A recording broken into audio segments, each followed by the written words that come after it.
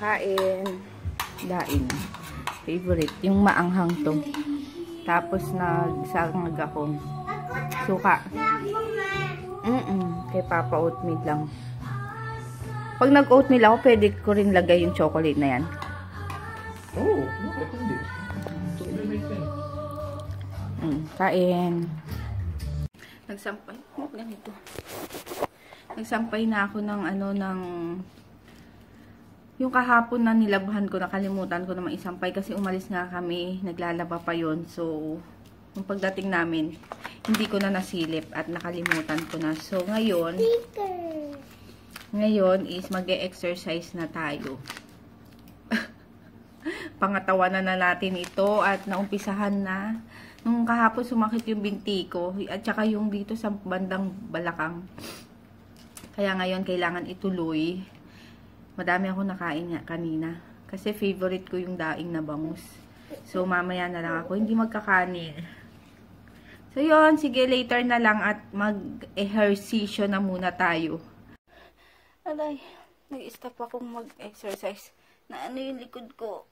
Ang sakit. Ito yung likod ng pata ko. Nabigla yata ako. Dinawagan ko si Papa. Ang sakit. Promise, sandali. Grabe. Nakatulog ako. Napatigil ako ng ng workout. Napulikat yung, yung puwet ko pababa. Sa likod. Siyempre, sa likod yung puwet. Basta pababang ganun yung muscle ko. Ang sakit. Talagang tinawagan ko si Papa kanina. Kasi talagang hindi ko kaya. Parang nakakamatay yung sakit talaga. Tapos si DM. Iniiyakan na ako. Kasi umiiyak ako talaga. Tapos pumunta dito. Iniiyakan talaga ako. Sabi ko, ba't ka umiiyak? Wala. Gumaganon siya. Mamatay. Niloko ko. Mamamatay na ako Nagpaalam ako. Sabi niya, ayaw. Sino magluluto? Miss ko itong batang to talaga. Wala nga naman magluluto sa kanila. Ang sakit talaga hanggang ngayon. Hindi ko malakad hindi ako makatayo. Kasi pag inapak mo, yung muscle mo, magagalaw. Ang sakit. Nabigla yata ako. Pero nag-stretch naman ako bago ko nag-workout. Nag-stretch ako ng bongga. Ang sakit. Ay, nako, grabe. Tumatanda na yata ako. Kailangan ko ng stretching ng bonggam-bonggam. Sabi ni Papa, kulang daw ako sa tubig. Hindi kasi ako pala tubig. Ewan ko ba. Siguro, nagtutubig ako pero kulang. As in, hindi 8 glasses a day. Tama ba yun? 8 glasses. Ilang liters. Basta ganun. Mahina ako sa tubig. Tapos sabi, baka kulang ako sa potassium. Sakit talaga. Ano ba yan? At pinagtawanan. Kasi, nung nag-exercise ako, naramdaman ko na dito sa left side ko na pigi. Tapos, edi inupo ko na. Kala ko para ma-relax. Para matanggal. Pagkaupo ko, dumiretso na hanggang sa kabilang pigi ko na. Ayun, dalawa na sila.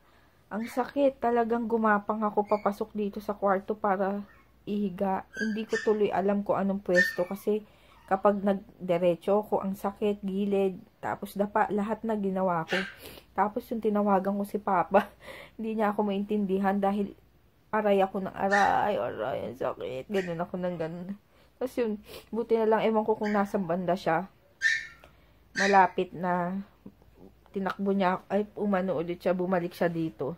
Tapos inano niya, masamasahin konti. Masakit, buti na lang malapit lang siya. Ngayon masakit pa rin. Sabi ko nga, hindi ako makatayo.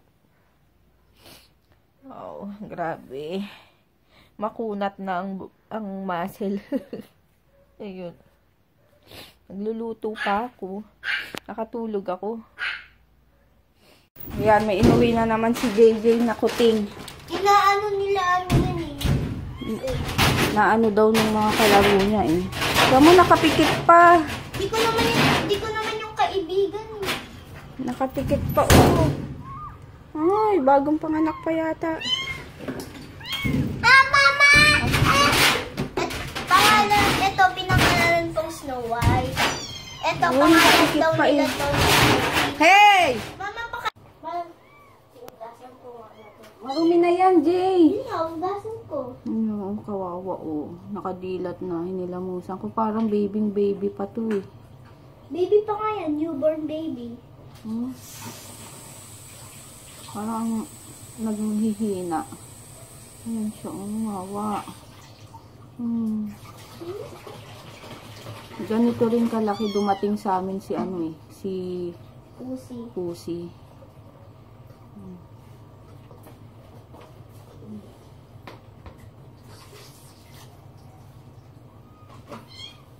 Bigyan mo na kayo.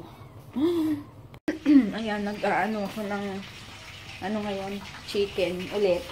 Walang kasawa ang chicken. Kahapon chicken na yung dinner namin. Pero sa akin, corn tuna and dahon-dahon. Ayun, tulog na yung bagong dalawang alaga namin. Kasi nga daw, ano daw, sabi ni JJ, parang binubugbog daw nung mga bata. Tapos, gusto pa raw pag-eksperimentuhan yung mga kuting. So, kinuha niya na lang. Kaya yun, naawa, maaawain to pag ganyan. Kasi syempre nga naman, di ba, eksperimentuhan mo.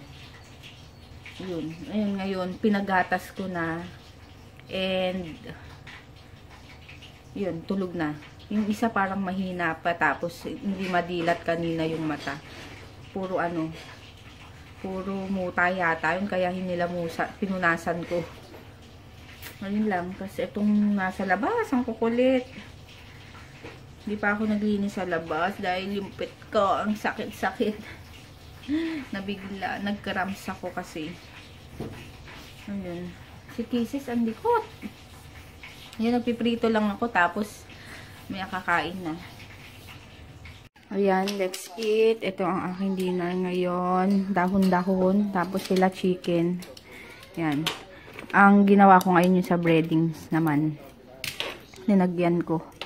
Ayan, kain. Tapos merong inuwi si Papa nung nakaraan na, ano bang tawag dito? Ano yan? Yung isda na niluto sa suka. Kilawin. Ayun. Kain. Tapos tuna. Nilagay ko. Ayan, tapos na ako dumi sa labas. Tingnan nyo naman, diba? Kaninong bakat yan? Kaninong paa? Si Kisses, nagpapayakap. Yan. Pagod. Pagod maglinis ng pupo. Ay. Tapos na lahat. Yun, magugas na ako ng plato. So, later na lang. Tignan nyo. Silipin natin ang bagong alaga. Ayan, magkayakap sila. Nakikita nyo ba? Ayan, ayan. Kayakap. Basahan naman yung nilagay ni JJ. Tingnan nyo. Cute.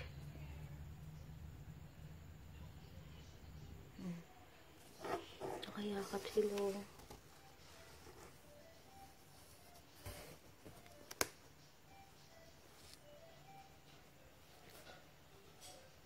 Baby pa.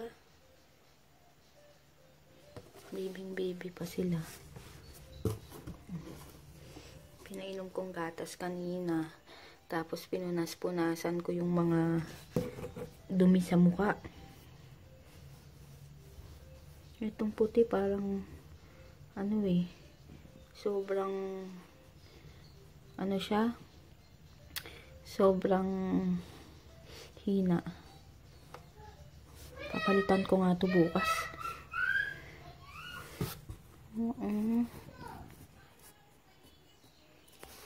Babae kaya to. Isip na naman tayo ng pangalan. Pero habang ganito sila. Ano? Doon na. Huwag ka maingay. Ayan, habang ganyan sila, dito muna.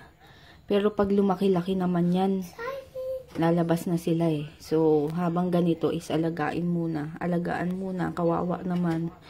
Naawa kasi si JJ eh. Nakakaawa naman talaga. So, yan. Papalakasin muna natin bago i-let go. Pag kaya na nila, kagaya ni Pussy, ni-let go na namin ng malaki na siya kasi marunong na lumabas. So, lumalabas-labas na pero bumabalik pa rin sa amin. Pero dyan lang siya sa labas. Pagkakain, dali nga. Alam niya si Pussy, alam niya yung oras ng kainan ng mga dog sa labas. Kapag nag-iingay na sila dyan, yung dalawa, ay yung tatlo, makikita mo, tumatalon-talon na dyan. Nag-aabang na ng pagkain. Tapos kasi, meron siyang plato sa labas, sa may puno. Basta dito sa gilid namin. Yun, alam niya kung saan niya kukunin yung pagkain niya. Kasi doon namin lagi nilalagay. Kaya, tuwing dinner, alam niya na pupunta na siya dito. Tapos aalis na naman. Kinabukasan dinner, babalik na naman. So, ayun. Ganun naman ang mga pusa, di ba, gala? Kaya ito, habang ganito pa, so alagaan na lang muna namin. And hindi pa naman nakaka-istorbo. Nandito pa nang naman sila sa box. So, yun. Papalakasin lang namin ng konti. Dahil mukhang baby pa talaga eh. Nakapikit pa nga yung isa. Ayun.